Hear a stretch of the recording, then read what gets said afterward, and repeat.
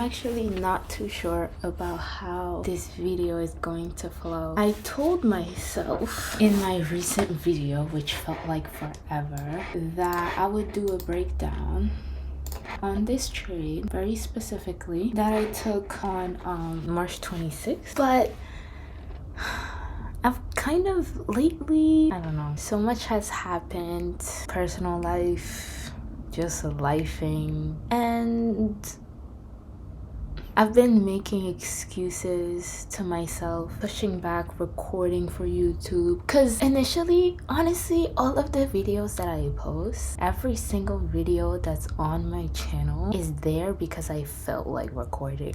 It was just spontaneous and in the moment. But lately, I don't know, I'm okay, you know, I'm good, I'm blessed. I'll definitely talk about this trade and include clips from my personal journal.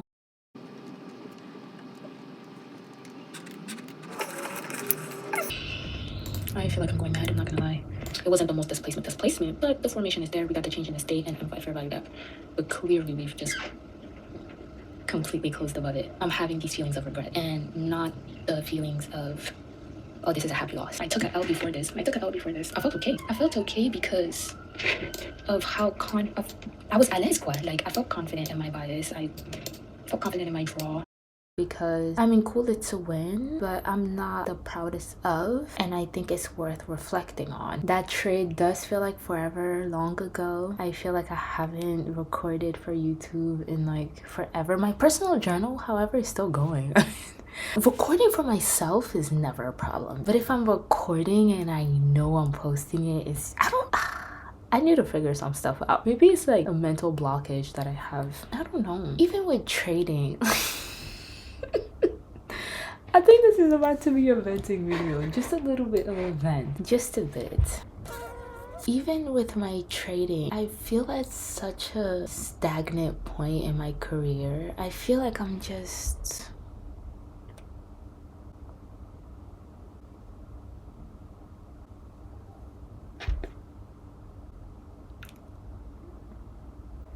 But you know what though? It's Saturday, so the trading week just ended yesterday. And as I was doing my weekly review earlier, I realized that I actually had a pretty great week because I executed with only what I was confident in. One was a break even, the other one was a loss. Really detaching from my P&L. It's a work in progress.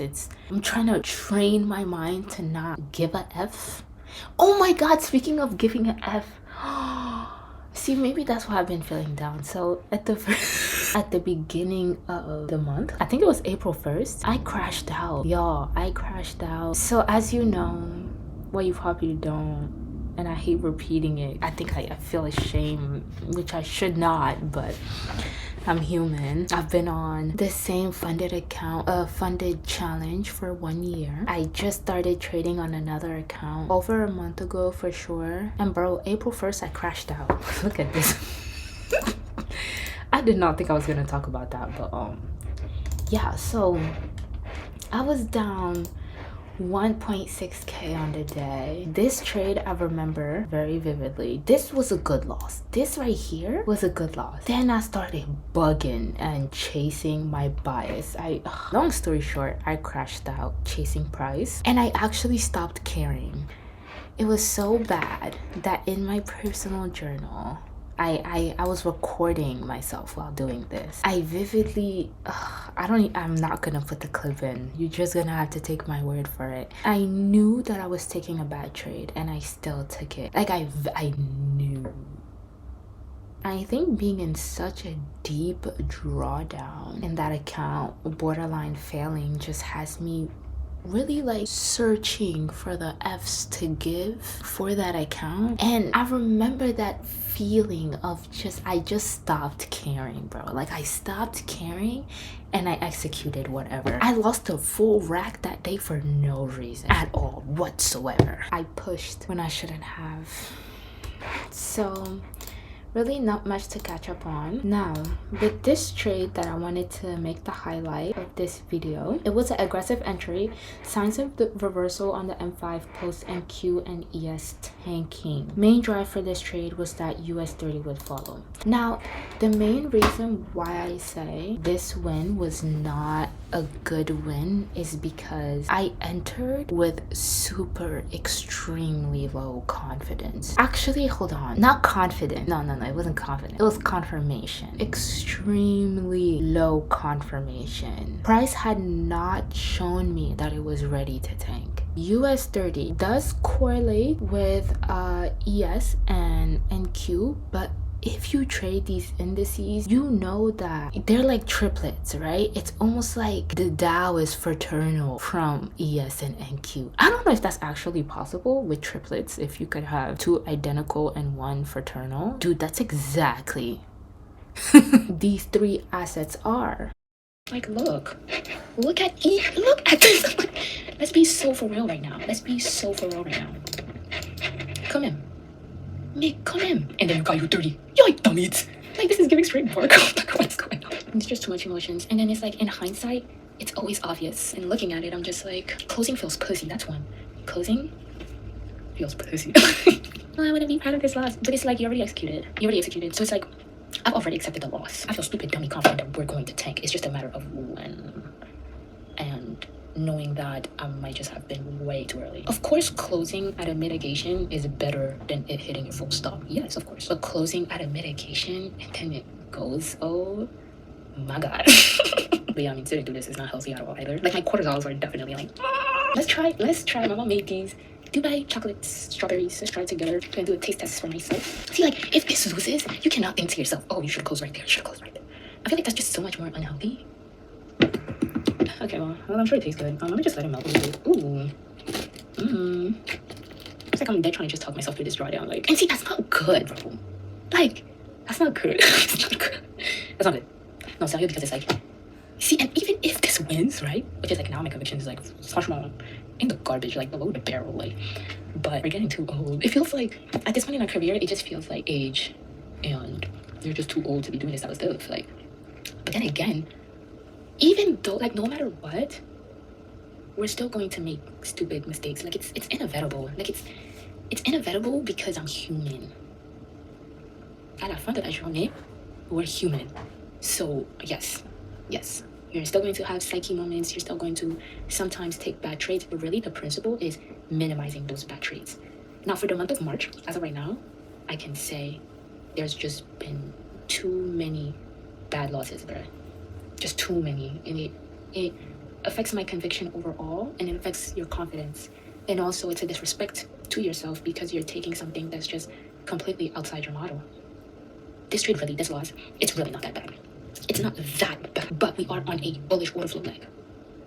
We're on a bullish order flow leg. A lot of guess was involved in this because of what ES and NQ was doing. I'm confident in my draw. I'm very confident in my draw, but I'm not confident in the entry. You shouldn't want, right? That's where this comes from. You shouldn't want to take anything that's not, you know, like the first L was really okay because I loved it. We took the loss. I ate the loss. I ate it great. Let me come in. That was fine. The loss yesterday. But it was a sweep and I had my stop loss. It was a great loss. Anyway, let's try this. Bismillah. Okay. I don't know what I thumbs up for. Who did listen? You get out cringe. Cheers. You know what this looks like? This looks like a flag formation. You see it? It looks exactly like that. Okay. We're gone.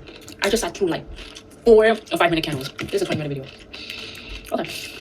I think why I did not rate this a 5-star is literally because I did not have the confirmations and I entered regardless. Now, though this was an aggressive entry, I'm not gonna lie, I did not enter the trade with those intentions. That was not my thought process, and I think that is also a factor as to what minimizes the rating for this trade, is because my intentions of going into this trade. But I was risking, I think, 0.5% on that trade. On this account, full drawdown is 800, so a percent of that is 80, and then 0.5% is like 40. I think that's the risk I had on this trade. You will see in the recording anyway. It's easy to say in hindsight. I don't think this was a bad trade. I hated how anxious I was during. I think that my emotions kind of spoke for itself, because if we're in this for the long run and you're looking at this trade for what it really is, that's what's going to make me a better trader in the future. Not, oh wow, I caught this 1 to 4 RR, which it was, and I didn't, I didn't trail my stop obsessively, and I didn't take partials.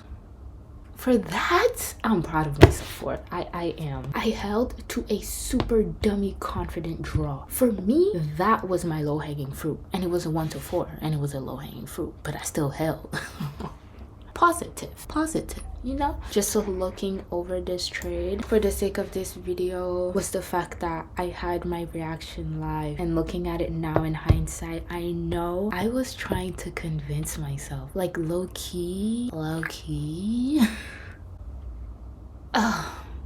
Anyway, it's a journey. It's been a lot lately, but I am still active. I'm still showing up. I'm proud of myself for that. Though I feel like giving up, y'all, I'm not gonna lie. But there's nothing else that I'd rather be doing.